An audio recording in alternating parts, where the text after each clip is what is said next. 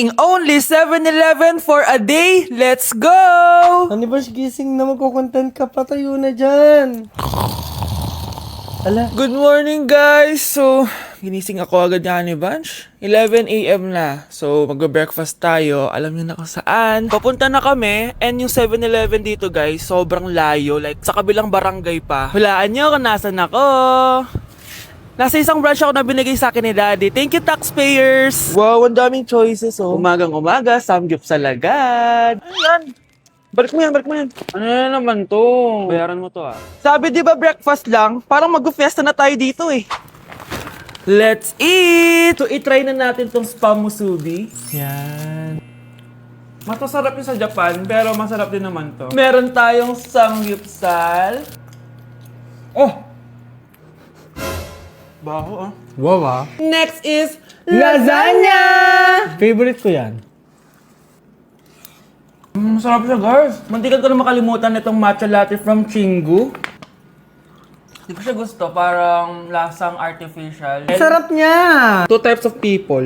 Ubos namin. Baka sabihin niyo hindi namin inubos. It's lunchtime, guys! So, kakain na naman tayo. Bosh, gusto ko ng pad thai.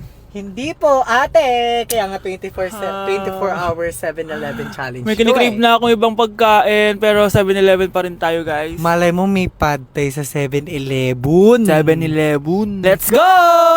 Excited na akong kumain. So, nandito na tayo sa second branch ni Daddy. Yes, kung di tatanong guys, contractor po yung tatay ko. Tara. Wow, parang sarap nito. Ano na naman to? Bakit ang dami na naman? Ito yung kinuha ko kasi patay gutom ako. Water check. Mountain Dew Zero check. Another mukbang. 100 kilo challenge. Tinahin natin Tong Gogi Mandu. Ganito yung tsura niya, parang siyang siomay. Sarap!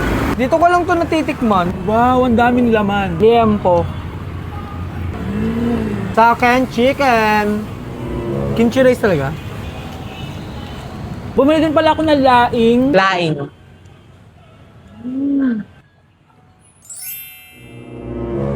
Hindi ko siya bet. Pwede dessert? May dessert pa?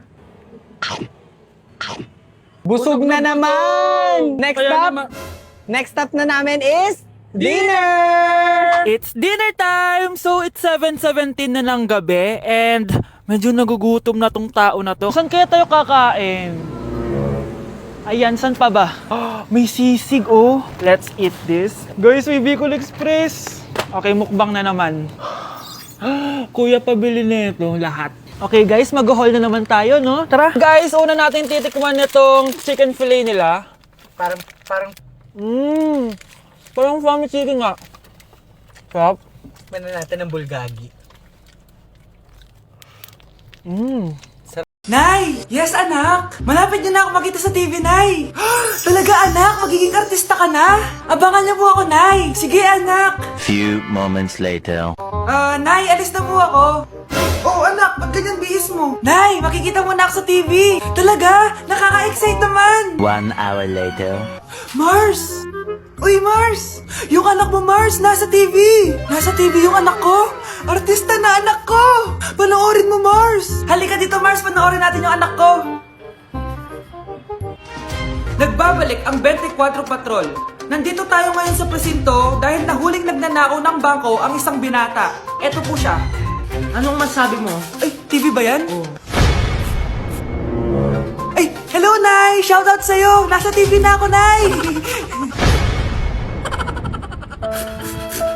Hala, iba na section ko. Saan yung section 1? Ba't napunta ako dito? Ito na ba yung section 1? Good afternoon, everyone, especially to all of the panelists, advisors, and especially to our co-researchers who attend this virtual conversation. So, good afternoon, everyone. Nakamatay ng dahil sa iyo, ma'am. Ibig sabihin po nito ay kabayanihan ng mga Pilipino na isinakripisyo ang kanilang buhay para sa kalayaan ng ating bansang Pilipinas. Huwag lang tayo puro salita! Dapat ipinapakita din natin sa ating ginagawa! Ikaw, bago ka lang dito, di ba? What is the biggest mistake? Ma'am, the biggest beef stick. Anong beef steak, ha? Alis na ako dito. Ang dami na namang hugasin! Anak, maghugas ka ng plato dito? Ah, sige po, Nay. Huwag mong hugasan yan. Ah, bakit? Inuutosan tayo ni nanay, oh. Ano ba? Nakakapagod maghugas ng plato. Anak, okay ka lang? Ah, okay lang ako, Nay.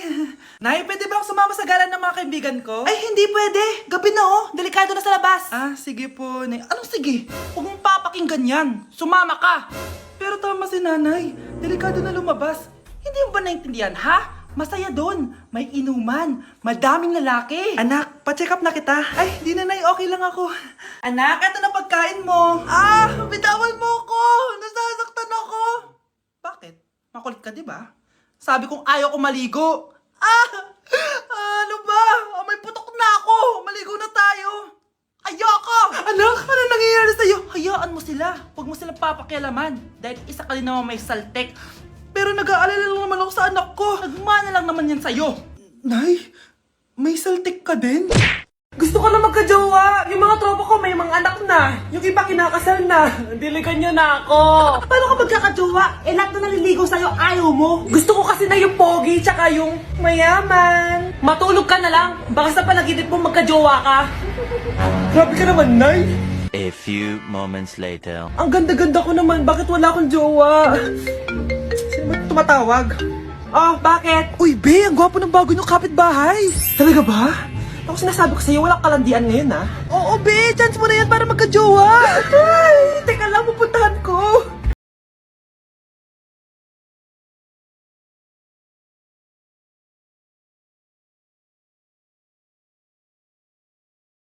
Pugi nga.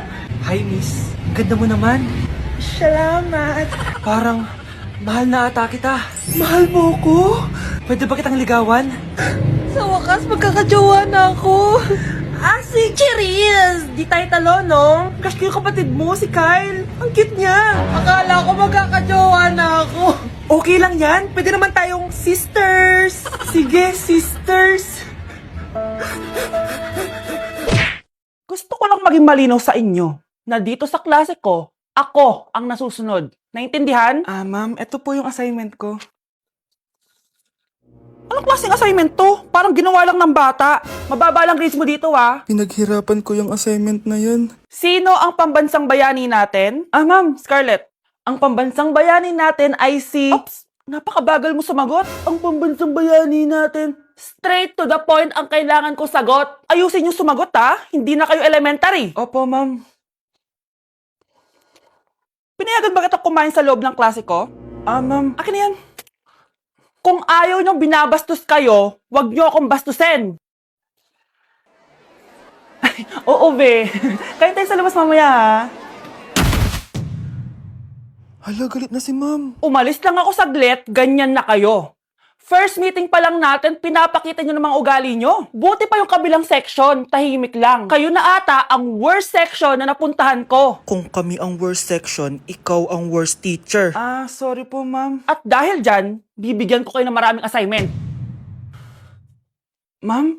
Oh, Scarlett, kamusta ka? Sana ikaw na lang ulit teacher namin. Ang sungit ng bago naming teacher eh.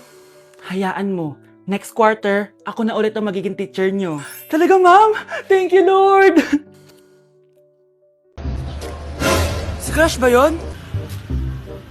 Magpapapansin nga ako. Ang init sa Pilipinas! Ang init, grabe! So hot in the Philippines! Ba't ayaw pa rin ako pansinin? Wait lang. Hello? Oo, si Vince to. Si Vince, oo, si Vince. Kung ikaw ay masaya, pumalakpak ka. Kung ikaw ay masaya, pumalakpak ka. Ba't ayaw kong pansinin? Ano ba yan?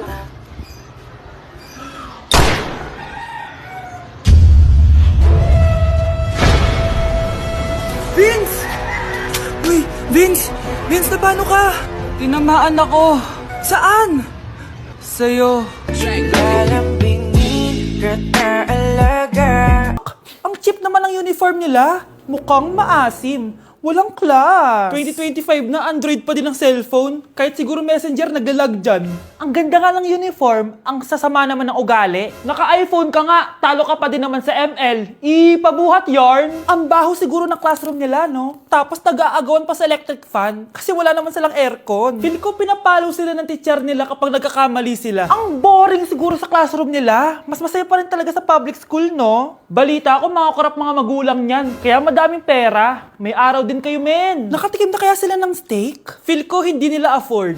Nakatikim na kayo ng pagmamahal sa magulang? Oh, sa pool! How dare you? Isang pitik ko lang, tumba ka na. Pipitik ka pa lang, tumba ka na. Tara na nga. Ma'am, parang wala po ata sa lesson natin yung number 5. Ay, wala ba? O sige, bonus na lang yan. Thank you, ma'am. Ma'am, wala po ata sa lesson natin yung number 5. Oh, anong gagawin ko? Puro ka kasi daldalan, kaya di mo alam. No, favoritism si ma'am. May sinasabi ka? Ay, wala po. A few moments later. So, ganun lang siya kadali. Ma'am, pwede po pa-excuse? Sumasakit po yung puson ko eh. Sige, punta na lang sa clinic. May gamot doon. Sige po, ma'am. Nagets niyo ba, class? Ma'am, excuse po. Sumasakit po yung puson ko. Ang arte mo naman. Konting sakit lang. Excuse agad. Kapag di maganda, wag na mag-inarte. Kala mo naman ang ganda ni ma'am. Hello po, ma'am. Sorry po, absent ako kahapon. Nagkalagnat po kasi ako eh. Ganun ba? Sige, excuse na lang kita. Sige po, ma'am. Thank you po. Ma'am, excuse po. Nilagnat po kasi ako kahapon kaya di po ako nakapasok. Naku, tigilan mo ako ha! Walang isang araw na lagnat. Ang sabihin mo, tamad ka pumasok. Ikaw nga, palagi ka nga di pumapasok eh. Anong sabi mo? Totoo naman, ma'am. May favoritism ka. Susumbong kita sa principal. Maniniwala ba ang principal sa'yo? Wala ka namang ebidensya. Anak, mag-exam tayo mamaya ha. Dapat mas mataas grades mo kay Scarlett. Oo naman, Nay. Mas magaling naman ako sa kanya. Anak ni ma'am si Samantha. Eto yung mga sagot mamaya sa exam. I-perfect mo yan. Sige na, Nay. Baka may makakita pa sa atin. Humanda kayong dalawa sa principal. Tapos na yung maliligayang araw niyo. Yes! Ang taas ng score ko! Anong score mo, Scarlett? 19 yung score ko. Ay, hindi perfect. Buti pa ako, naka 20. Bawi ka na lang next time, ha? Scarlett, nagawa mo ba yung assignment natin? May assignment tayo? Hala, di ko nagawa. Huwag mo nang sasabihin kay mama. Sige, di ko sasabihin. Ma'am, may assignment po pala tayo. Ay, oo nga pala, may assignment tayo, class. Ang hindi gumawa ng assignment, bagsak sa akin, ha? Bida-bida talaga tong si Samantha. Okay, class, sinong iboboto niyong president? I nominate Scarlett, ma'am. Ako?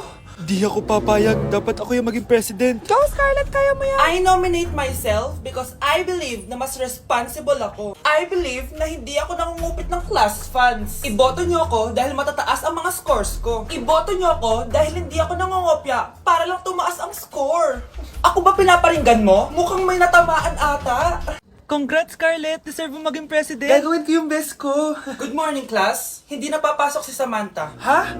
Ano nangyari? Ang balita ko, nag-drop na siya dahil sa sobrang pressure sa nanay niya. Palagi siya pinapagalitan kapag hindi perfect yung score niya. Nagalit din yung nanay niya nung hindi siya nanalo ng president. Kaya, na-depress talaga siya. Kawawa naman pala siya.